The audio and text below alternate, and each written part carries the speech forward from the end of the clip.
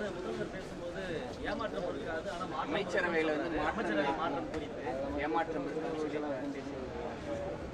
ஆனால் அதற்கு ஜெயக்குமார் அவர்கள் என்ன விமர்சனம் பண்றாங்கன்னா, இவங்க சிறுக மக்கள் மத்தியில் வந்து அவங்க முதல்வர் ஆக்குறது அந்த எண்ணத்தை தான் விதைக்கிறாங்க அப்படின்னு சொல்றாரு. இதை தவிர அவங்க இந்த 2 ஆண்டு ஆட்சியில் எதுவும் பண்ணல அப்படின்னு யாரை முதல்ல ஆக்குறது இல்லை.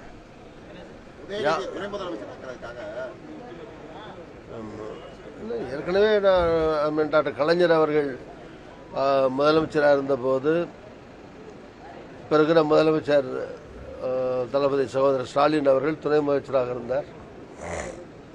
அதனால் அது திராவிட முன்னேற்ற கழகத்தின் கட்சியின் சார்பில் ஆட்சியின் சார்பில் எடுக்க வேண்டிய முடிவு.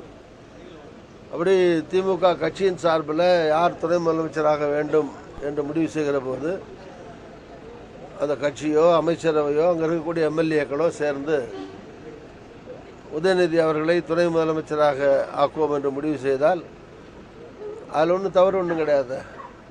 அதில் என்ன, அது இந்த கட்சியினுடைய நிலைப்பாடு, அந்த ஆட்சியினுடைய நிலைப்பாடு, எம்எல்ஏக்களுடைய நிலைப்பாடு, அதை விமர்சிக்க வேண்டிய அவசியம் கிடையாது. யார் வேணாலும் இப்போ ஆந்திராவில் எலெக்ஷன் நடந்தது, பவன் கல்யாண் துணை முதலமைச்சராக வந்தார். அதுக்கு முன்னாடி அவர் அமைச்சராக கூட இருந்தது இல்லையே.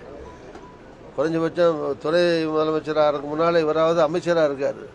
உதயநிதியாவது இப்போ அமைச்சராக இருந்துகிட்டு இருக்காரு. பவன் கல்யாண்லாம் ஒன்றுமே இல்லை, இப்போ தான் கட்சி ஆரம்பித்து கொஞ்ச நாள் நடத்திக்கிட்டு இருந்தார்.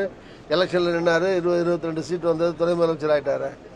அதனால அது சீனியர் அமைச்சர் நிறைய பேர் இருக்காங்க, மூத்த தலைவர்கள் நிறைய பேர் இருக்காங்க. அவங்களெல்லாம் விட்டுட்டு உதயநிதி கொடுக்கறது ஒரு தவறான முன்னுதாரணம் குற்றச்சாட்டுக்கு.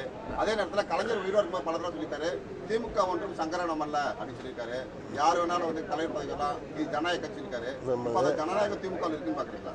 இல்லைங்க, திமுகவில் ஜனநாயகம், திமுகவுக்குள்ள ஜனநாயகம். அவங்க யாரை முடிவு பண்ணுறாங்களோ அதுதான், அது ஜனநாயக ரீதியான முடிவு தானே. எல்லா எம்எல்ஏக்களும் ஒத்துக்கிட்டா தானே துணை முதலமைச்சர், அந்த கட்சியை ஒத்துக்கிட்டா தானே துணை முதலமைச்சர். அது ஜனநாயக ரீதியாக அந்த கட்சி ஒத்துக்கிட்டு, அந்த கட்சியில் இருக்கிற எம்எல்ஏக்கள் ஒத்துக்கிட்டு, அமைச்சர்கள் ஒத்துக்கிட்டு துணை முதலமைச்சர் ஆகிற போது ஜனநாயகம்னா என்ன, நாடெல்லாம் ஓட்டெடுப்பு நடத்தியா துணை முதலமைச்சர் ஆக்க முடியும்? எந்த மாநிலத்தில் அந்த மாதிரி பண்ணியிருக்காங்க?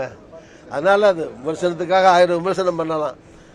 நான் முதலே சொன்ன மாதிரி அது அந்த கட்சியும் அமைச்சரவையும் எம்எல்ஏக்களும் எடுக்க வேண்டிய முடிவு. அது அந்த முடிவில் துணை முதலமைச்சராக எடுத்தால் அதில் விமர்சனம் பண்ணுறதுக்கு ஒன்றும் இல்லைங்கிறது என்னுடைய கருத்து.